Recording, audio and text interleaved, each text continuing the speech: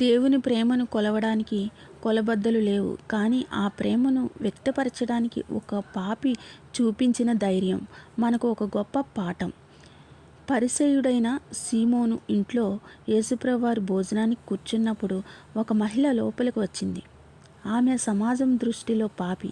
ఆమె కళ్ళల్లో పశ్చాత్తాపం, గుండెల్లో దేవునిపై అమితమైన ప్రేమ. యేసుప్రభు వారి పాదాల దగ్గర మోకరిల్లి తన కన్నీళ్లతో ఆయన పాదాలను కడిగింది. తన సొంత తల వెంట్రుకలతో వాటిని తుడిచింది.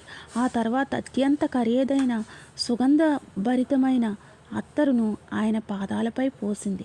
సువాసనతో నిండిపోయింది ఆ ఇల్లంతా.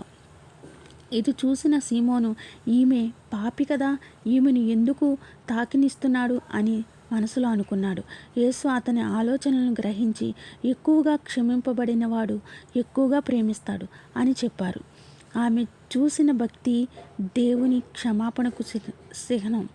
పశ్చాత్తాపంతో ఆయన వద్దకు వస్తే ఆయన క్షమాపణ ఖాయమని ఈ సంఘటన మనకు నేర్పుతుంది.